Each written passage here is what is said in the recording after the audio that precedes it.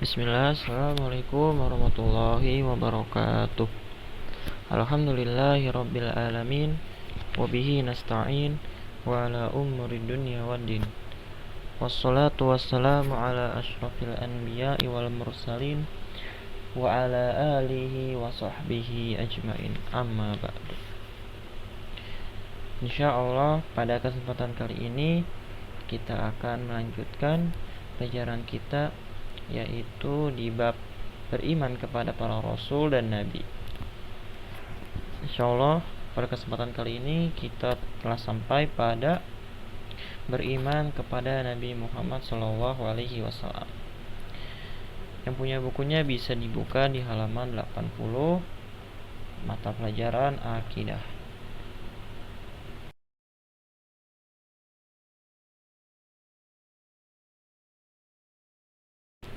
Nabi Muhammad SAW lahir dalam keadaan yatim.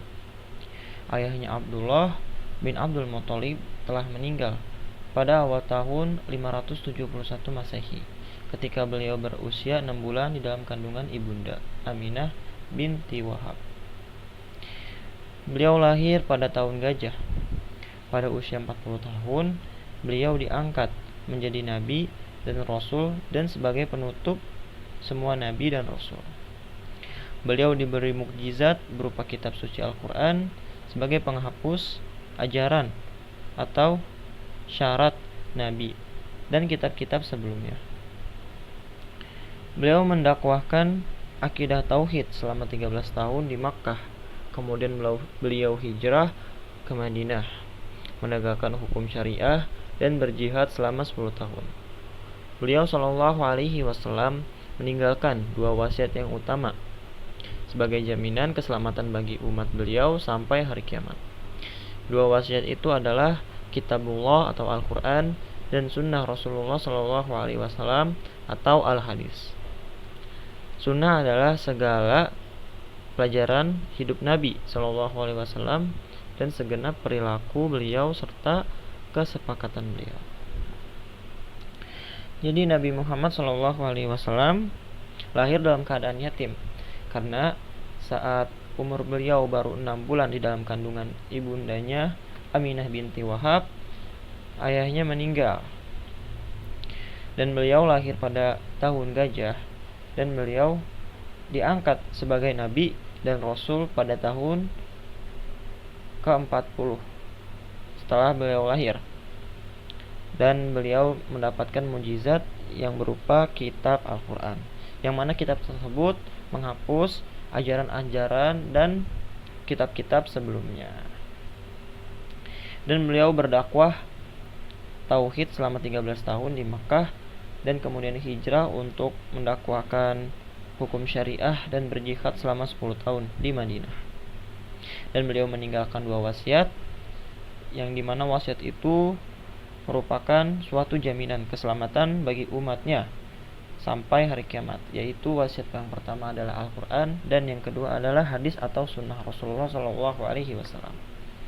Dan sunnah adalah segala perjalanan hidup Nabi SAW dan segenap perilaku beliau serta kesepakatan beliau. Sunnah Nabi sebagai wahyu Allah.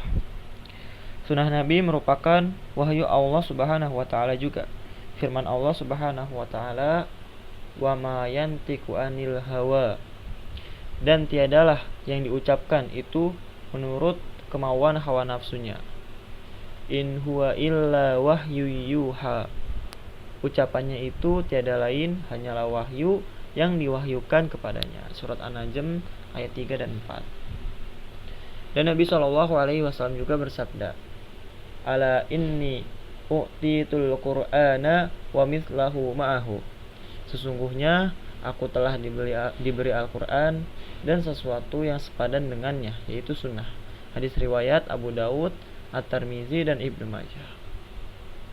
Karena sunnah termasuk wahyu, maka Allah Subhanahu wa Ta'ala pastinya memeliharanya sebagaimana memelihara Al-Quran.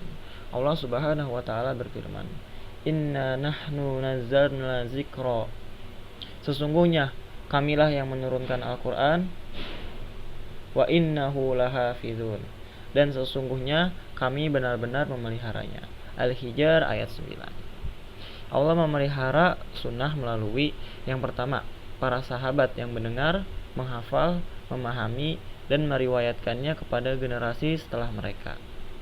Yang kedua, tabi'in atau orang-orang yang hidup setelah para sahabat. Mereka juga bersungguh-sungguh dan menjaga sunnah dengan cara menghafal, menghimpun, menulis, dan meriwayatkan hadis. Jadi sunnah Nabi juga merupakan wahyu dari Allah, dan Allah memelihara sunnah melalui para sahabat dengan yang mendengar, menghafal, memahami, dan meriwayatkan kepada generasi setelah mereka, dan kemudian tabi'in atau orang-orang yang hidup setelah para sahabat meninggal. Yang kedua, kedudukan sunnah di dalam Islam. Sunnah Rasulullah SAW adalah penjelas bagi Al-Quran, dan sunnah wajib kita ikuti. Allah Subhanahu wa ta'ala berfirman, wa'ati'ullaha wa'ati'ur rasula wahdaru, dan taatlah kamu kepada Allah dan taatlah kamu kepada Rasulnya, dan berhati-hatilah. Surat Al-Maidah ayat 92. Dan Allah juga berfirman, man yuti'ir rasula faqad ata'a Allah, barang siapa yang menaati Rasul, sesungguhnya ia telah menaati Allah. Surat An-Nisa ayat 80. Dan Allah Subhanahu wa ta'ala memerintahkan, wa ma atakum rasulu fahuzuhu, apa yang diberikan Rasul kepadamu maka terimalah dia. Wa ma nahakum anhu fantahu, dan apa yang dilarangnya bagimu maka tinggalkanlah. Surat Al-Hasyr ayat 7. Dan Nabi SAW juga bersabda, wa inni qad taraktu fikum malan tadillu ba'dahu ini tasomtum bihi kitabillah. Aku telah meninggalkan pada kalian yang jika kalian berpegang teguh dengannya, kalian tidak akan tersesat selamanya, yaitu kitabullah. Hadis riwayat Abu Dawud dan disahihkan oleh Al-Albani. Taraktu fikum amrini lan tadillu ma tamassaktum bihima kitaballahi wa sunnatar rasulih. Aku telah meninggalkan untuk kalian dua perkara, selama kalian berpegang teguh dengan keduanya, selama kalian tidak akan tersesat. Selamanya kalian tidak akan tersesat. Kedua perkara itu adalah kitab Allah Al-Quran dan sunnah Rasulnya. Hadis riwayat Malik dan Hakim, disahihkan oleh Al-Albani. Yang keempat, yaitu menghidupkan sunnah.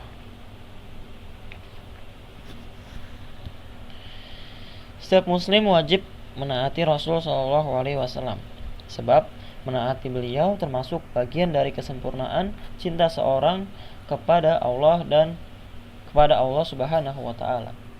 Allah Subhanahu wa ta'ala berfirman, qul in kuntum tuhibbunallaha fattabi'uni yuhibbukumullah. Katakanlah, jika kamu benar-benar mencintai Allah, ikutilah aku, niscaya Allah akan mencintai kamu. Surat Al-Imran ayat 31. Allah Subhanahu wa ta'ala mengancam orang-orang yang tidak mengikuti sunnah Rasulullah SAW dalam firman-Nya, falyahdharil ladzina yukhalifuna an amrihi, maka hendaklah orang-orang yang menyelisihi perintah Rasul antusibahum fitnatun au yusibahum azabun alim, takut akan ditimpa cobaan atau ditimpa azab yang pedih. Surat An-Nur ayat 63. Nabi SAW memerintahkan kepada umatnya agar berpegang teguh pada sunnah-sunnah beliau, dan melarang membuat ajaran yang baru atau yang disebut dengan bid'ah yang tidak ada tuntunannya dari Rasulullah SAW. Nabi SAW bersabda, inni taraktukum ala baydai lailuha kanaha rihala yazigu anha ba'du illa halik. Sesungguhnya aku telah meninggalkan kalian pada jalan putih bersih, malamnya laksana siangnya, dan tidaklah seorang menjauhinya kecuali pasti akan binasa. Hadis riwayat Ahmad dan Ibnu Majah.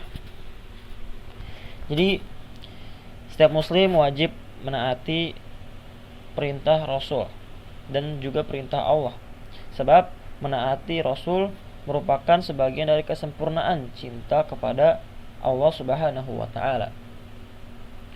Dan Nabi memerintahkan kepada umatnya agar selalu berpegang teguh pada sunnah-sunnah beliau dan melarang untuk membuat ajaran baru atau yang disebut dengan bid'ah, sebuah ajaran yang tidak ada tuntunannya dari sunnah Rasulullah Shallallahu Alaihi Wasallam. Dan Rasulullah Shallallahu Alaihi Wasallam telah meriwayatkan sebuah hadis yang dimana jika seorang meninggalkan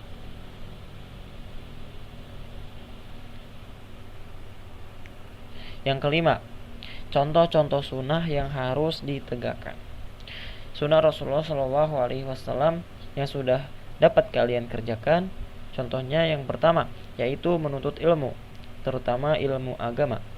Yang kedua, beribadah hanya kepada Allah saja, seperti berwudu, sholat jamaah, berzikir, dan berpuasa. Yang ketiga, menghormati dan melaksanakan perintah kedua orang tua, guru, dan orang-orang yang lebih tua lainnya.